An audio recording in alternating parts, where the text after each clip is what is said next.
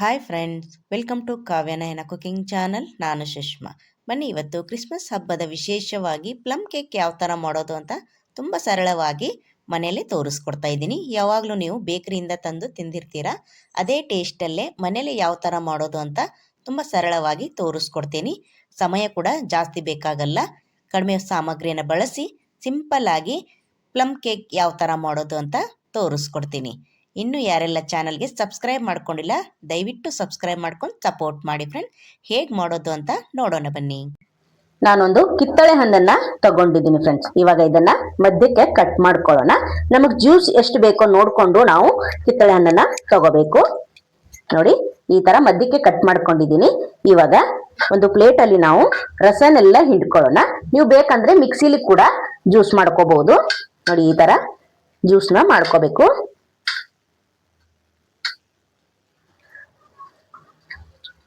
ನೋಡಿ, ಈ ತರ ಜ್ಯೂಸ್ ನಮಗೆ ಒಂದ್ ಅರ್ಧ ಕಪ್ ಅಷ್ಟು ಸಿಕ್ಕರೆ ಸಾಕಾಗುತ್ತೆ. ಜಾಸ್ತಿ ಕೂಡ ಬೇಕಾಗಲ್ಲ. ಒಂದ್ ಅರ್ಧ ಕಪ್ ಅಷ್ಟು ಈ ಜ್ಯೂಸು ನೀವು ಡೈರೆಕ್ಟ್ ಆಗಿ ಜ್ಯೂಸ್ ಅನ್ನೇ ತಂದ್ಬಿಟ್ಟು ಕೂಡ ಮಾಡ್ಕೋಬಹುದು. ಹಾಗೆ ಫ್ರೂಟಿ ಸಿಗುತ್ತೆ ನೋಡಿ ಪ್ಯಾಕೆಟ್ ಅಲ್ಲಿ, ಆ ಜ್ಯೂಸು ಕೂಡ ಹಾಕೋಬಹುದು ಫ್ರೆಂಡ್ಸ್. ಈ ತರಾನೇ ಮಾಡ್ಬೇಕಂತ ಏನಿಲ್ಲ. ನೋಡಿ, ಈ ತರ ರಸ ಎಲ್ಲ ತೆಕ್ಕೊಂತೀನಿ ನಾನು.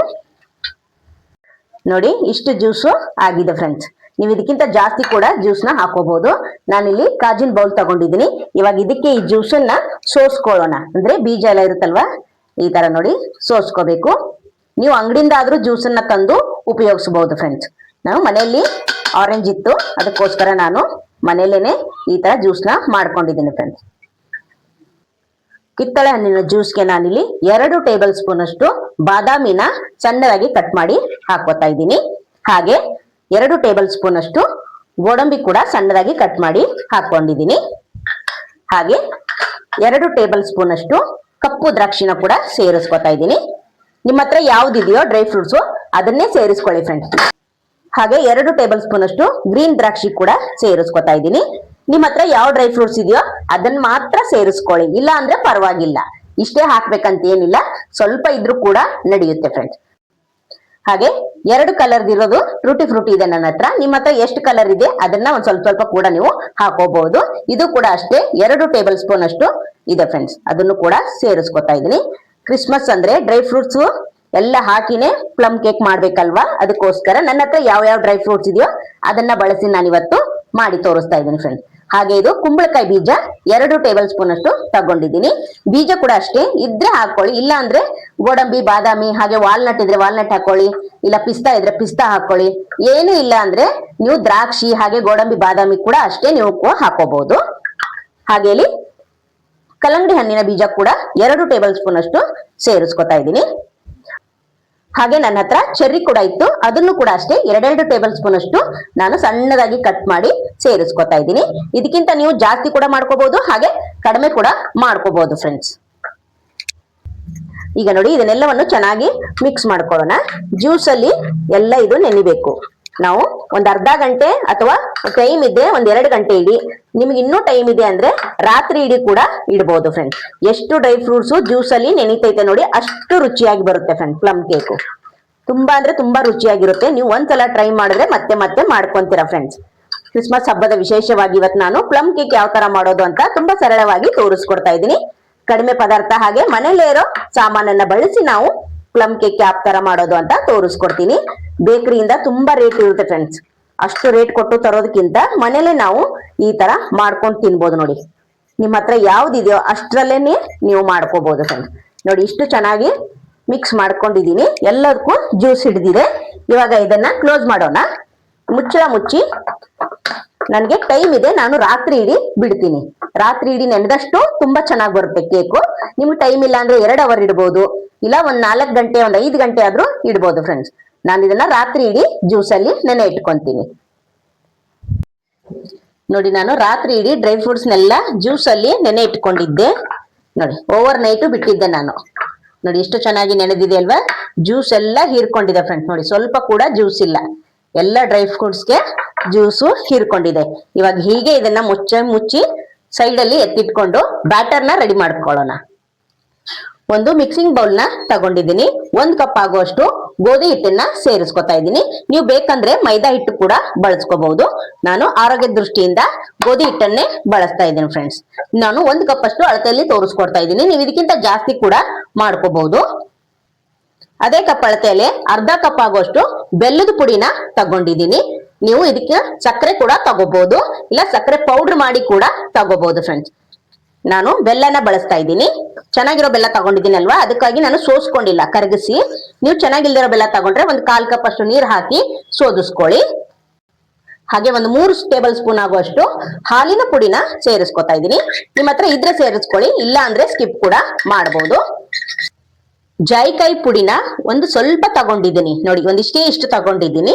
ಅದನ್ನ ತುರಿದ್ಬಿಟ್ಟು ಹಾಕೋತಾ ಇದ್ದೀನಿ. ಹಾಗೆ ಇಲ್ಲಿ ಏಲಕ್ಕಿ ಪುಡಿನ 4 ಕುಟ್ಟಿ ಹಾಕೋತಾ ಇದ್ದೀನಿ.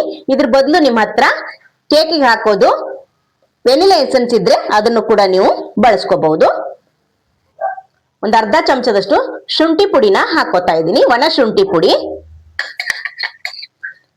ಹಾಗೆ ಅರ್ಧ ಚಮಚದಷ್ಟು ಚಕ್ಕೆ ಪುಡಿನ ಹಾಕೋತಾ ಇದ್ದೀನಿ. ನೀವು ಚಕ್ಕೆ, ಲವಂಗ, ಕಾಳು ಮೆಣಸು ಎಲ್ಲವನ್ನೂ 2 ಪೀಸನ್ನ ಹಾಕೊಂಡು ಕುಟ್ಟಿ ಕೂಡ ಹಾಕೋಬಹುದು.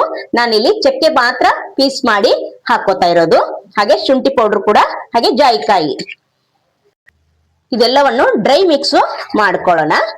ನೋಡಿ, ಚೆನ್ನಾಗಿ ಮಿಕ್ಸ್ ಮಾಡ್ಕೊತಾ ಇದ್ದೀನಿ. ಗೋಧಿ ಹಿಟ್ಟು ಹಾಗೆ ಬೆಲ್ಲ ಆರೋಗ್ಯಕ್ಕೆ ತುಂಬಾ ಒಳ್ಳೇದಲ್ವಾ, ಆದಷ್ಟು ಬೆಲ್ಲನೇ ಜಾಸ್ತಿ ಬಳಸಿ, ಸಕ್ಕರೆನ ಸ್ವಲ್ಪ ಕಡಿಮೆ ಮಾಡ್ಕೊಳ್ಳಿ ಫ್ರೆಂಡ್. ಇಷ್ಟ ಇರೋರು ಬೆಲ್ಲ ಹಾಕೊಳ್ಳಿ, ಬೇಡ ಅನ್ನೋರು ನೀವು ಸಕ್ಕರೆ ಕೂಡ ಹಾಕೋಬಹುದು, ಸಕ್ಕರೆ ಪುಡಿ ಕೂಡ ಸೇರಿಸ್ಕೋಬಹುದು ಫ್ರೆಂಡ್. ನೋಡಿ, ಚೆನ್ನಾಗಿ ಪುಡಿ ಎಲ್ಲ ಡ್ರೈ ಮಿಕ್ಸ್ ಮಾಡ್ಕೊಂಡಿದ್ದೀನಿ. ನೋಡಿ, ಇವಾಗ ನಾನು ಇದಕ್ಕೆ 1/4 ಕಪ್ ಆಗುವಷ್ಟು ಅಡುಗೆ ಎಣ್ಣೆನ ಬಳಸ್ತಾ ಇದ್ದೀನಿ. ನೀವು ಇದ್ರ ಬದಲು ಬೆಣ್ಣೆ ಕರಗಿಸ್ಬಿಟ್ಟು ಹಾಕೋಬಹುದು, ಇಲ್ಲ ತುಪ್ಪ ಕೂಡ ಹಾಕೋಬಹುದು ಫ್ರೆಂಡ್ಸ್. ನಾನು ಅಡುಗೆ ಎಣ್ಣೆನ ಹಾಕೋತಾ ಇದ್ದೀನಿ. ಇವಾಗ ನೋಡಿ, ಚೆನ್ನಾಗಿ ಮಿಕ್ಸ್ ಮಾಡ್ಕೊಳ್ಳೋಣ.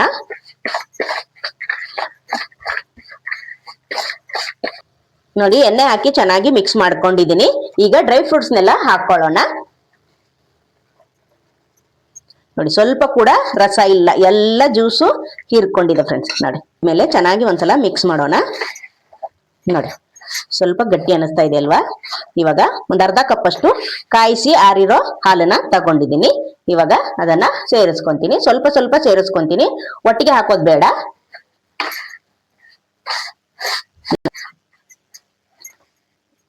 ನೋಡಿ, ಎಲ್ಲವನ್ನು ಹಾಲನ್ನ ಹಾಕೊಂತೀನಿ.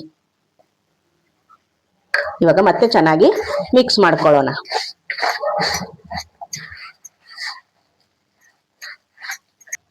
ಅರ್ಧ ಕಪ್ ಅಷ್ಟು ಹಾಲು ಹಾಕೊಂಡಿದ್ದೆ, ಇನ್ನೂ ಗಟ್ಟಿಯಾಗಿದೆ ಬ್ಯಾಟರು, ಅದಕ್ಕೋಸ್ಕರ 2 ಟೇಬಲ್ ಸ್ಪೂನ್ ಅಷ್ಟು ಹಾಲನ್ನ ಸೇರಿಸ್ಕೊತಾ ಇದ್ದೀನಿ.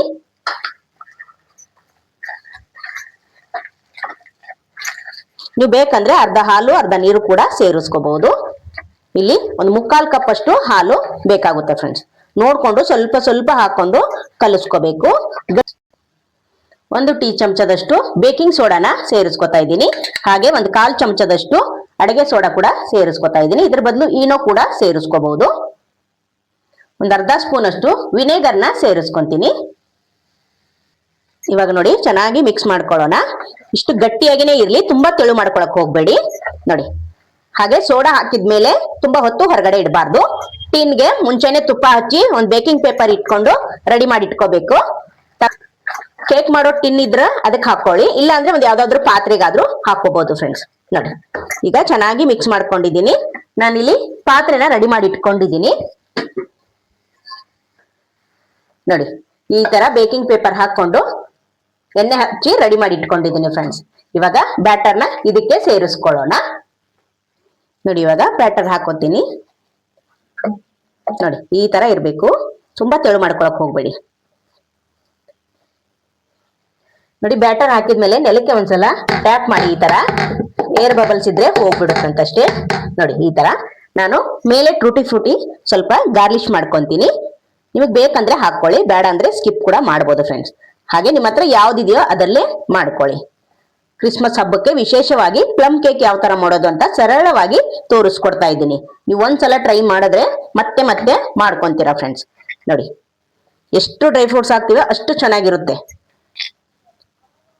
ಮಕ್ಕಳಿಗೆ ಡ್ರೈ ಫ್ರೂಟ್ ತಿನ್ನು ಅಂದ್ರೆ ತಿನ್ನಲ್ಲ, ಈ ತರ ಮಾಡಿಕೊಟ್ರೆ ಖುಷಿಯಿಂದ ತಿಂತಾರೆ ಫ್ರೆಂಡ್ಸ್. ಒಂದ್ಸಲ ಮಾಡಿ ನೋಡಿ, ನಿಮಗೂ ಖುಷಿ ಆಗುತ್ತೆ. ತುಂಬಾ ರುಚಿ ಅಂದ್ರೆ ತುಂಬಾ ರುಚಿ ಬರುತ್ತೆ ನೋಡಿ. ಹಾಗೆ ಚೆರ್ರಿ ಕೂಡ ಇಟ್ಕೊಳ್ಳೋಣ ನೋಡಿ. ತುಂಬಾ ಕಲರ್ಫುಲ್ ಆಗಿ ಕ್ರಿಸ್ಮಸ್ ಪ್ಲಮ್ ಕೇಕ್ ಮಾಡ್ಕೋಬಹುದು ಫ್ರೆಂಡ್ಸ್. ನಿಮ್ಗೆ ಯಾವ ತರ ಬೇಕೋ ಆ ತರ ಡೆಕೋರೇಟ್ ಮಾಡ್ಕೊಳ್ಳಿ ನೋಡಿ. ಟೇಸ್ಟು ಕೂಡ ಸಖತ್ತಾಗಿರುತ್ತೆ. ಮತ್ತೆ ಮತ್ತೆ ಮಾಡ್ಕೊಂತೀರಾ, ಯಾವಾಗ್ಲೂ ಬೇಕರಿಯಿಂದಾನೇ ತಂದಿರ್ತೀರಾ. ಇವತ್ ನಾನು ಸುಲಭವಾಗಿ ತೋರಿಸ್ಕೊಟ್ಟಿದ್ದೀನಿ. ನೀವು ಒಂದ್ಸಲ ಟ್ರೈ ಮಾಡಿದ್ರೆ ಮತ್ತೆ ಮತ್ತೆ ಮಾಡ್ಕೊಂತೀರಾ ಮನೇಲೇನೆ ನೋಡಿ. ಪಾತ್ರೆನ ಒಂದು 10 ನಿಮಿಷ ಪ್ರೀ ಹೀಟ್ ಮಾಡಿದ್ದೀನಿ.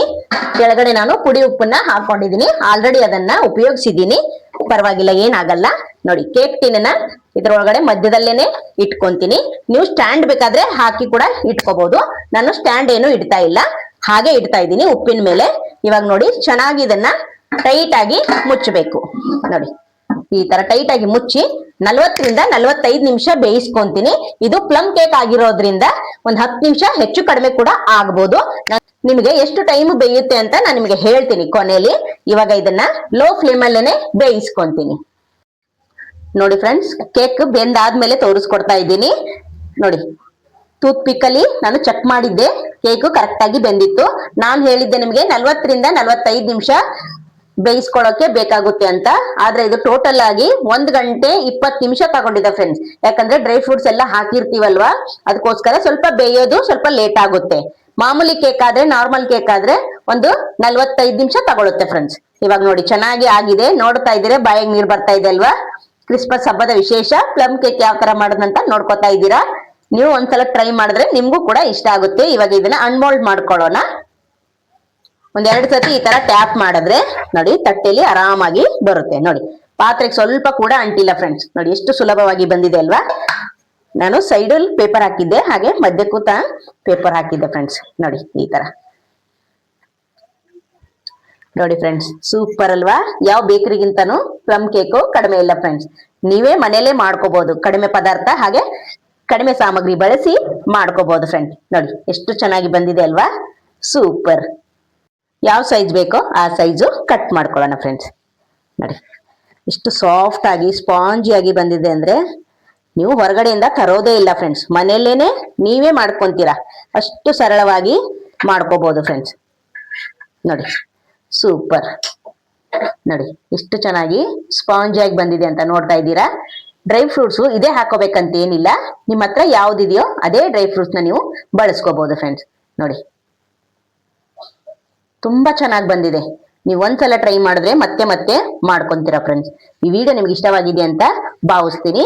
ಈ ವಿಡಿಯೋ ನಿಮ್ಗೆ ಇಷ್ಟವಾದ್ರೆ ಪ್ಲೀಸ್ ಲೈಕ್ ಮಾಡಿ, ಶೇರ್ ಮಾಡಿ, ಕಮೆಂಟ್ ಮಾಡಿ, ಸಬ್ಸ್ಕ್ರೈಬ್ ಮಾಡ್ಕೊಳ್ಳಿ. ನಮ್ಮ ವಿಡಿಯೋ ನೋಡಿದ್ದಕ್ಕಾಗಿ ನಿಮ್ಮೆಲ್ಲರಿಗೂ ಧನ್ಯವಾದಗಳು.